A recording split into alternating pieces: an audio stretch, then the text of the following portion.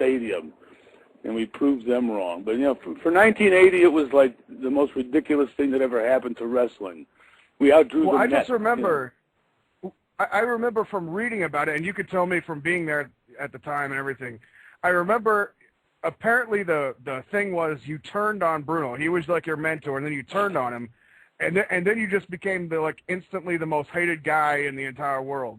Oh, how God, it kind of happened? Yeah, I was hated more than anybody, and back in those days, the fans really hated you. I mean, I got shot at, I got stabbed, I had my car's windows smashed, I was overturned in taxi cabs by angry mobs. I mean, we caused riots every night. I had death threats.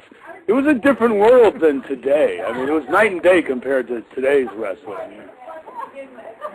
I know. Well, that's bizarre because it seems, I don't know, there's a lot of guys that seem to take it really, really, really seriously nowadays.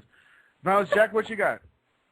I was just going to say, Larry, I'm not sure, did you ever come down and wrestle for Sam Munchnick in St. Louis? You know, I never really worked for Munchnick. I was in St. Louis a couple times when I was with the AWA, but not too often. I never worked that territory. I mean, I kind of stayed in territories where you could make the most money, you know. Well, you know, St. Louis was the home of the NWA presidency. You know, the Harley Race and Ric Flair, they were all the Missouri, heavyweight champions, and then went on to being the NWA World Heavyweight Champion. And I mean, it was a good area. It had a lot of good history, but I was never there really working that area. Yep. Sensei, you still there? Yeah, I'm here. Did we lose Violence? No. This is Violence Jack here. I think Sensei got lost in the mix. Well, I'll be on here for a second.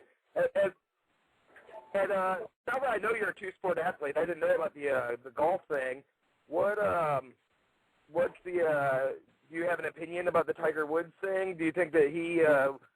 I don't know that I enjoy that he's apologizing for stuff like that. I think he could catapult this into almost a wrestling angle. He shouldn't be saying sorry. You know, there's still money to be made in pissing people off.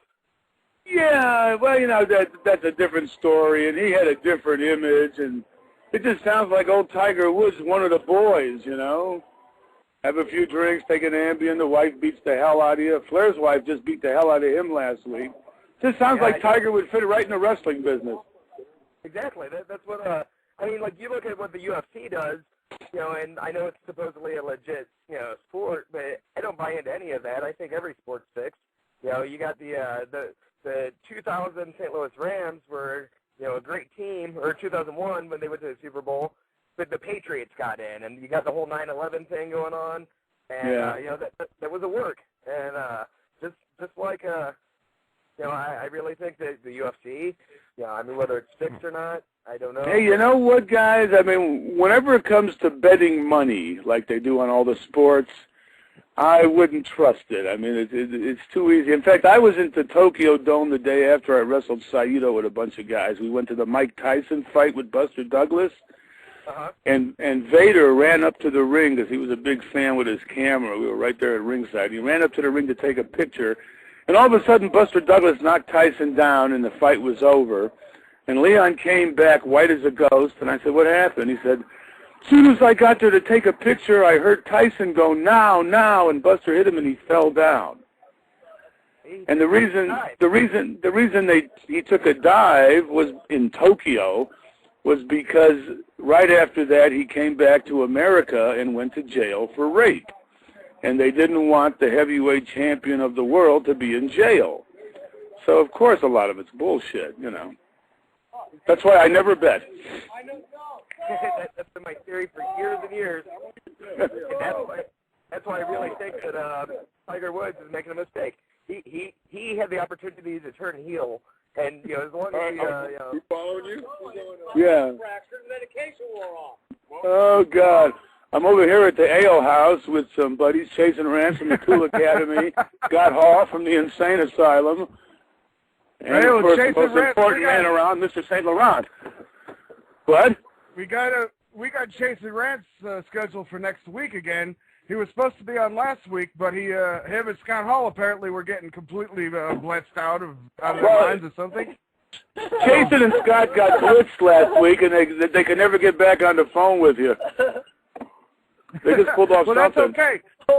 Well, listen, you're talking to the two drunkest guys in wrestling, probably. So that's what we like.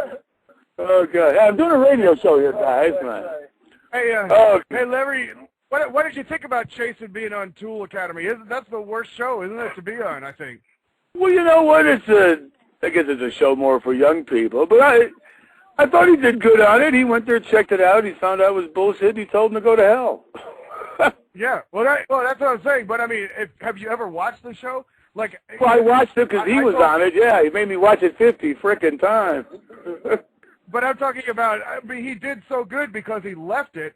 Because have you watched the subsequent things? Because the show is ridiculous. It's horrible. Oh yeah, it's like that. It's emasculating to even be on it, you know. And so right. the fact that he left before they made him look like a bitch was the best thing he could have done. That's right. It was the best thing. So it worked out good. Yeah, absolutely. He did great. Man, I lost it for a second there. You guys are talking about UFC. Yeah. And you guys that's a big thing. Are you guys have a lot of training? Do you do that kind of cross training at your gym, or do you do anything like that? You know, not really, because you know the students are new, so they're really not ready for some of that stuff yet. Man, you were a big martial artist back in the day. I remember the nunchucks and the ninjas and your whole thing kind of a martial arts thing. Well, I used to do it, you know, for years between wrestling seasons to keep sharp, and I never intended it to, you know, to do that. But Vern saw me one day working out with the nunchucks, and he freaked out about him because he never saw him before. So the next thing you knew, I had a gi on and ninjas coming out of the woodwork. But it got over good. It was fun. I enjoyed hitting Bockwinkel with the nunchucks. But how great was Nick Bockwinkel, though? I mean, he looked great in the ring. Was he great to wrestle? Yeah. Nick was one of the old school guy, very smooth. I mean, all those guys back in those days were, you know, smooth, great talent. I mean, it's a lost art, you know, nowadays compared to those guys for what they did. You know, but then again, they couldn't do two flips and land to a table either. So. Right. What do you teach the guys now at the school? What is the school, and how can people get a hold of you first before? Well, you know what? I mean, we start them off depending on where they're at. You know, with the basics if they're new, or if they're a little bit more advanced. You know, we kind of take it from where it is. But what's the name of the school? We're gonna plug the school here. I Believe in Wrestling. I Believe in Wrestling. Jason Rance, Larry Zbyszko, Scott Hall. IBelieveInWrestling.com. Is that how you get a hold of the school? Yeah. Okay, IBelieveInWrestling.com, and then people can check out the school thing. And Jason Rance and Scott Hall, Larry Zbyszko teaching you how to do it. Is that right?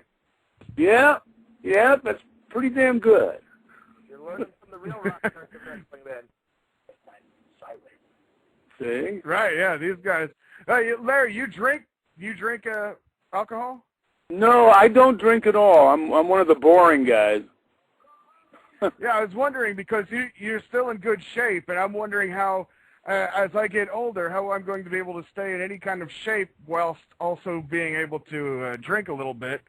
So I don't know how you do it, but obviously drinking is part of not the way. Well, you know what? I mean, I'm not against partying and all. It's no matter what you do, you do it in moderation. But the secret of staying fit, what I did, I just never stopped working out. You can't stop working out when you get older. If you keep working out, your body has no idea what year it is. It just looks the same. So. And you never got into any kind of HGH or supplements or testosterone supplementation? God, no. God. You know what? I never did any of that. But the only thing I've found that I've been doing the last few years that's really great stuff is this stuff called Morphoplex.